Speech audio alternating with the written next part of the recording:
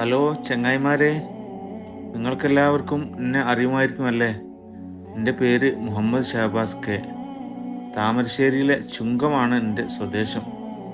MJ higher secondary സ്കൂളിലെ 10ാം class വിദ്യാർത്ഥിയായിരുന്നു ഞാൻ. എനിക്ക് 15 വയസ്സായിരുന്നു. വീട്ടിൽ ഉപ്പയും ഉമ്മയും ചെറിയ 3 അനിയന്മാരുമാണ്. എൻ്റെ അപ്പ പ്രവാസിയായിരുന്നു. എല്ലാവരുടെയും പോലെ തന്നെ വീടെന്ന സ്വപ്നം കൊണ്ട് എൻ്റെ അപ്പയും ഒരു ചെറിയ വീടിൻ്റെ ചിത്രം മനസ്സിൽ വരച്ചിട്ടു. വീടിൻ്റെ പണി തുടങ്ങി ഏകദേശം പകുതി പണി ആയപ്പോഴാണ് കൊറോണ വന്നത്. പാവം എൻ്റെ അപ്പ അത്യാവശ്യം കുറച്ച് കടങ്ങളൊക്കെ ആയിട്ടാണ് നാട്ടിൽ വന്നത്. പിന്നെ പറയണ്ടല്ലോ, ആകെ സാമ്പത്തിക പ്രതിസന്ധി. വീടാണെങ്കിൽ ജപ്തിക്കും. അങ്ങനെ എൻ്റെ അപ്പ പാടെ ഒരു ചങ്ങായിൻ്റെ കയ്യിൽ നിന്ന് ക്യാഷ് വാങ്ങി ലോൺ അടച്ചു. ഞങ്ങളുടെ വീട് വിൽക്കാൻ തീരുമാനിച്ചു. ഇപ്പോൾ ഞങ്ങൾ ഒരു വാടക വീട്ടിലാണ് കഴിയുന്നത്. വീട്ടിൽ സാമ്പത്തിക പ്രതിസന്ധികൾ അങ്ങനെ വന്നും പോയും ഇരുന്നെങ്കിലും എൻ്റെ അപ്പാക്കും ഉമ്മാക്കും എന്നിലായിരുന്നു മുഴുവൻ പ്രതീക്ഷയും. മൂത്ത മകൻ എന്ന സ്ഥാനത്ത് നിന്ന് ഞാനും അവർക്ക് നല്ല സമാധാനം നൽകിയിരുന്നു. ഓർക്ക് എന്നെയും എനിക്ക് ഓരെയും വളരെ ഇഷ്ടമായിരുന്നു. ഞങ്ങൾ മക്കൾക്ക് ഒരു കുറവും എൻ്റെ അപ്പയും ഉമ്മയും വരുത്തിയിട്ടില്ല. എൻ്റെ മാമന്മാരെ വിളിച്ച് എനിക്ക് പഠിക്കണമെന്നും നല്ല ജോലി വാങ്ങണമെന്നൊക്കെ ഞാൻ പറഞ്ഞിരുന്നു. അവരും നല്ല സപ്പോർട്ടായിരുന്നു. സത്യം പറയാലോ, എൻ്റെ പാവം പാടെ കഷ്ടപ്പാട് കണ്ടിട്ട് മാത്രമാണ് കേട്ടോ ഇങ്ങനെ ഒരു ലക്ഷ്യം എന്നിൽ ഉടലെടുത്തത്. പിന്നെ എനിക്ക് ഏറ്റവും ഇഷ്ടം എൻ്റെ ഉമ്മാനെയും ഉപ്പാനെയും അനിയന്മാരെയാണ്. ഓരാണ് എൻ്റെ എല്ലാം. ഓർക്ക് വേണ്ടിയാണ് ഞാൻ ജീവിച്ചത്. ഞാനൊരു ഫുട്ബോൾ ഭ്രാന്തനായിരുന്നു. പക്ഷേ 10ാം ക്ലാസ് തുടങ്ങിയപ്പോൾ ഞാൻ എല്ലാത്തിൽ നിന്നും പതിയെ പിന്മാറി. പഠിത്തത്തിൽ മാത്രമായി എൻ്റെ മുഴുവൻ ശ്രദ്ധയും.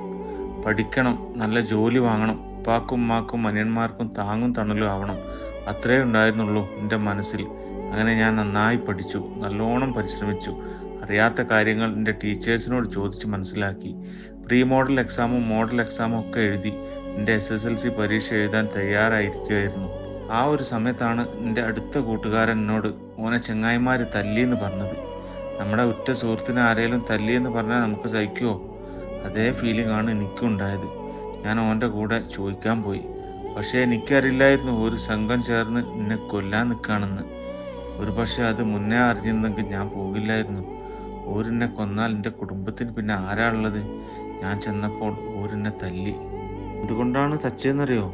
നമ്മുടെ കരാട്ടക്കാരൊക്കെ ഉപയോഗിക്കുന്ന നെഞ്ചക്കില്ലേ, അതുകൊണ്ട്. സിനിമയിലൊക്കെ ഞാനത് കണ്ടിട്ടുള്ളൂ.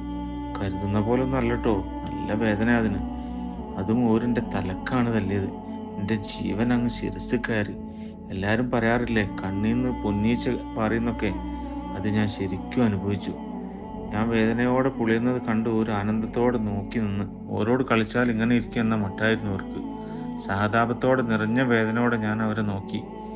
ആരുടെയും കണ്ണിൽ ദയയുടെ ഒരു അംശം പോലും ഇല്ല. ഓർക്ക് എന്നോട് ദേഷ്യം ഉണ്ടെങ്കിൽ എന്നോട് പറയാമായിരുന്നില്ലേ? അല്ലേ, ഞാൻ മാറിപ്പോയേനെ. എന്തൊക്കെ പറഞ്ഞാലും ഓരോൻ്റെ സഹപാഠികളല്ലേ. ഓൽക്കൊക്കെ ജീവിക്കാൻ പൂതിയുള്ളതുപോലെ എനിക്കുണ്ടെന്ന് ഓൽക്കറിയൂലേ. എൻ്റെ കുടുംബത്തിൻ്റെ ഏക ആശ്രയം ഞാനാണെന്ന് ഓൽക്കറിയാം. എന്നിട്ട് ഓലിനോട് അങ്ങനെയൊക്കെ ചെയ്തു. സഹിക്കുന്നില്ലട്ടാ. അടിയൊക്കെ കഴിഞ്ഞ് ഉള്ള ബോധത്തിൽ ഞാൻ എൻ്റെ വീട്ടിലെത്തി. പാവം എൻ്റെ ഉമ്മാക്കും ഉപ്പാക്കും ആ കാഴ്ച സഹിക്കാൻ പറ്റുന്നില്ലായിരുന്നു. അത്രയ്ക്ക് ഇഷ്ടമാണ് ഇവൾക്കെന്നെ. എനിക്കപ്പോഴും അറിയില്ലായിരുന്നു ദുനിയാവിലെ അവസാനത്തെ നിമിഷങ്ങളാണതെന്ന്. അറിഞ്ഞിരുന്നെങ്കിൽ ഞാൻ എൻ്റെ അപ്പനെയും ഉമ്മനെയും അനിയന്മാരെയും കെട്ടിപ്പിടിച്ച് ഓരോ മുത്തം കൊടുത്തേന്. എൻ്റെ തലയൊക്കെ നന്നായി പെരുക്കുന്നുണ്ടായിരുന്നു. തല വലുതാവുന്ന പോലെയാണ് എനിക്ക് തോന്നിയത്. പാവം എൻ്റെ അമ്മ കുറേ കരയുന്നുണ്ട്. എൻ്റെ കുട്ടിക്ക് ഒന്നും പറ്റരുതേ എന്ന് നെഞ്ചിടിപ്പോടെ പടച്ചവനോട് കേണപേക്ഷിക്കുന്നുണ്ട്. ഓളുടെ മനസ്സ് വല്ലാതെ നേറുന്നുണ്ടാവില്ലേ. എൻ്റെ അമ്മയുടെ സമനില തെറ്റിയുള്ള പ്രാർത്ഥന കേട്ട് ഒരു നിമിഷം പടച്ചോനക്കും പൂതി ഉണ്ടായിട്ടുണ്ടാവും ഓർക്ക് എന്നെ തിരിച്ചു കൊടുക്കാൻ. പക്ഷെ എൻ്റെ ചങ്ങായിമാർ എൻ്റെ തലക്കല്ലേ തല്ലിക്കണത്. തലയോട്ടിയിലൊക്കെ അല്ലേ പൊട്ടുണ്ടായിട്ട് ഞാൻ എങ്ങനെ ജീവിക്കാനാണ്? ജീവിതത്തിലേക്ക് തിരികെ വന്നാൽ തന്നെ എൻ്റെ ഉപ്പാക്ക് എന്നെ ചികിത്സിക്കാനൊക്കെ എവിടുന്നാ പണം? പാവം എൻ്റെ ഉപ്പ അതും എവിടുന്നേലൊക്കെ ഉണ്ടാക്കും. എൻ്റെ ഉപ്പാനെയും ഉമ്മാനെയും കൂടുതൽ ബുദ്ധിമുട്ടിക്കണ്ടെന്ന് കരുതി പടച്ചോൻ എൻ്റെ ഉപ്പാടെയും ഉമ്മയുടെയും ദുആക്ക് മുന്നിൽ കണ്ണടച്ചു. എനിക്ക് ഏറ്റവും പ്രിയപ്പെട്ട എൻ്റെ ഉപ്പയും ഉമ്മയും അനിയന്മാരും കുടുംബങ്ങളും അയൽവാസികളും എൻ്റെ ചങ്ങായിമാരും ഒക്കെ എൻ്റെ ചുറ്റും ഇരുന്ന് കരയാണ്. എല്ലാവരും വന്നിട്ടുണ്ട്. ഞാൻ ഏറ്റവും അവസാന യാത്ര പോകാൻ അണിഞ്ഞൊരുങ്ങി കിടക്കുകയാണ്. ഓരോന്ന് സമാധാനിപ്പിക്കാൻ പോലും എനിക്ക് പറ്റണില്ല. എൻ്റെ ചങ്ങായിമാർക്കൊക്കെ എന്നോട് ഇത്ര അധികം സ്നേഹം ഉണ്ടായിരുന്നില്ലേ. നോക്കി നോക്ക്, ഓലൊക്കെ എന്തൊരു കരച്ചിലാണ്. ക്യാമറയും മൈക്കും ഒക്കെ ആയിട്ട് ഇത്ര അധികം ആൾക്കാരെൻ്റെ വീട്ടിൽ. ആരോടും ഒന്നും പറയാനും മിണ്ടാനും സമാധാനിപ്പിക്കാനും പറ്റാണ്ട് ഞാനങ്ങനെ കിടക്കുകയാണ്.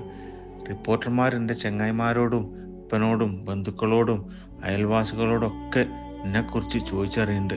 എന്നെക്കുറിച്ച് ഓർക്കൊക്കെ എങ്ങനെ മോശം പറയാനാണല്ലേ? കാരണം ഞാൻ അത്രയ്ക്കും നല്ല കുട്ടിയായിട്ടാണ് വളർന്നത്. എൻ്റെ ഉപ്പയും ഉമ്മയും എന്നെ എല്ലാവരെയും ബഹുമാനിക്കാനും സ്നേഹിക്കാനും അല്ലേ പഠിപ്പിച്ചത്. ചെറുപ്പം മുതൽ ഞാനതല്ലേ ശീലിച്ചത്. പാവം പിടിച്ച എൻ്റെ ഉപ്പ ഓരോട് എൻ്റെ സ്വപ്നങ്ങളും മോഹങ്ങളും ഒക്കെ പറയുന്നുണ്ട്. എൻ്റെ ഉപ്പയുടെ ആകെ പ്രതീക്ഷ ഞാനായിരുന്നേ.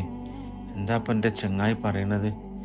എവിടെ പോകുമ്പോൾ ഓനെ വിളിക്കുന്നതാ, അന്ന് മാത്രം വിളിച്ചില്ല എന്ന്. ഓനെ വിളിച്ചിട്ടിപ്പോൾ എന്താ അല്ലേ? ഒരു പ്ലാൻ ഇട്ടത് എന്നെ കൊല്ലാനല്ലേ? നിങ്ങളും കേട്ടില്ലേ അവൻ്റെ വോയിസ്? ഷഹബാസിനെ കൊല്ലുമെന്ന് പറഞ്ഞാൽ ഞാൻ കൊന്നിരിക്കുന്നു. ആണുങ്ങളുണ്ടെങ്കിൽ കൂടെ വരാനാ പറയണത്. ഓനൊറ്റ മൈൻഡാന്ന്. ഇപ്പോൾ കണ്ടില്ലേ, ഓന് പറഞ്ഞ പോലെ ചെയ്ത്. എന്നെ തല്ലലും കൊല്ലലും ഒക്കെ കഴിഞ്ഞിട്ട് എൻ്റെ ഇൻസ്റ്റാഗ്രാം നിറയെ തല്ലിയവരുടെ മെസ്സേജ്. മാപ്പാക്കണം, അറിയാതെ ചെയ്തതാണ്, ഇങ്ങനെ ആവുമെന്ന് കരുതിയില്ല എന്നൊക്കെ. ഓനക്ക് മാപ്പ് കൊടുക്കാൻ ഞാൻ ഉണ്ടായിട്ട് വേണ്ടേ അല്ലേ?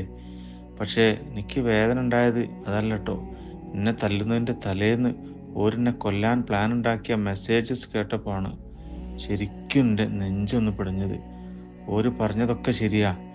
കൂട്ടത്തല്ലിനൊന്നും കേസ് അധികകാലം നീണ്ടു നിൽക്കൂലെന്ന്. ഇത്ര ആൾക്കാരെ എനിക്ക് വേണ്ടി സംസാരിക്കാൻ, എനിക്ക് വേണ്ടി കരയാൻ, എന്നെ ഇതുവരെ പരിചയമില്ലാത്തവർ പോലും അവരുടെ ദ്വായിൽ എന്നെ ഉൾപ്പെടുത്തുന്നു. എനിക്ക് വേണ്ടി കരയുന്നു. ഞാനറിയാത്ത, എന്നെ അറിയാത്തവർ എന്നെ കൊന്നവരെ ശപിക്കുന്നു. എത്ര ഉപ്പമാരും ഉമ്മമാരും താത്തമാരും കാക്കമാരും ഒക്കെയാണ് എനിക്ക് വേണ്ടി വാദിക്കുന്നത്. മരണം കൊണ്ട് എല്ലാവരുടെയും മനസ്സിൽ ഞാൻ അങ്ങനെ നിറഞ്ഞു നിൽക്കുകയാണ്. ജാതി മത വർണ്ണ വ്യത്യാസമില്ലാതെ എല്ലാവരും എനിക്ക് വേണ്ടി സംസാരിക്കാൻ ഇറങ്ങുന്നു, എനിക്ക് വേണ്ടി സമരം ചെയ്യുന്നു, എൻ്റെ വീട്ടുകാരുടെ കൂടെ ചേർന്ന് നിൽക്കുന്നു. സാമൂഹ്യ മാധ്യമങ്ങളിൽ എനിക്കായി ഹാഷ്ടാഗും ജസ്റ്റിസിന് വേണ്ടിയുള്ള പോരാട്ടവും. എന്തിനാ എല്ലാവരും ഇങ്ങനെ കഷ്ടപ്പെടുന്നത്? ആരും ബുദ്ധിമുട്ടണ്ട. ഇത് കേരളമാണ്. ഇവിടെ നിയമത്തിന് വിലയില്ലാത്തതല്ല, പേടിക്കുന്ന നിയമമില്ലാത്തതാണ്. നിങ്ങൾ തന്നെ ഒന്ന് നോക്കി നോക്ക്. എന്നെ കൊന്നവർ പറഞ്ഞതുപോലെ തന്നെ ആയില്ലേ? കൂട്ടത്തല്ലും കൂട്ടക്കൊലപാതകവും ഒക്കെ അങ്ങനെ നീണ്ടു നീണ്ടു പോകും. എൻ്റെ ഉപ്പാക്ക് സ്വാധീനമൊന്നുമില്ലേ? കേസ് നടത്താനുള്ള പണവുമില്ല. SSLC പരീക്ഷ എൻ്റെ ഏറ്റവും വലിയ സ്വപ്നമായിരുന്നു. ഇംഗ്ലീഷും കണക്കുമാണ് എൻ്റെ ഏറ്റവും ഇഷ്ടപ്പെട്ട വിഷയം. ബാക്കിയുള്ള വിഷയങ്ങളും ഞാൻ നന്നായി പഠിക്കും. കഴിഞ്ഞ പരീക്ഷകളിലൊക്കെ 80% മാർക്ക് വാങ്ങി. ഇത്തവണ ഫുൾ A+ കിട്ടാനുള്ള പരിശ്രമത്തിലായിരുന്നു. ഞാൻ നന്നായി പഠിച്ചു, നന്നായി പരിശ്രമിച്ചു, ഊണും ഉറക്കവുമില്ലാതെ പഠിച്ചു. പക്ഷെ പരീക്ഷ എഴുതാനുള്ള അവസരം ഇല്ലാതാകുമെന്ന് ഞാൻ ഒരിക്കലും പ്രതീക്ഷിച്ചില്ല. പരീക്ഷയ്ക്ക് കോപ്പി അടിച്ചാൽ ഡീബാർ ചെയ്യുമെന്ന് എനിക്കറിയായിരുന്നു. പരീക്ഷയ്ക്ക് നേരം വൈകിയെത്തിയ പരീക്ഷ എഴുതിക്കില്ല എന്നും എനിക്കറിയാം. സമ്പൂർണ്ണമായ യൂണിഫോമും ID കാർഡും ഹാൾ ടിക്കറ്റും ഉണ്ടെങ്കിൽ മാത്രമേ പരീക്ഷ എഴുതാൻ സാധിക്കുള്ളൂ എന്നും എനിക്കറിയായിരുന്നു. പക്ഷേ സ്വന്തം സഹപാഠിയെ യാതൊരു മനുഷ്യത്വവും ഇല്ലാതെ മൃഗീയമായി തലക്കടിച്ച് കൊന്നാൽ പരീക്ഷ എഴുതാൻ പറ്റുമെന്ന് എനിക്കറിയില്ലായിരുന്നു. അതൊരു സമൂഹം മുഴുവൻ വിലക്കിയിട്ടും 50-ൽ പരം പോലീസുകാരുടെ സംരക്ഷണത്തിൽ.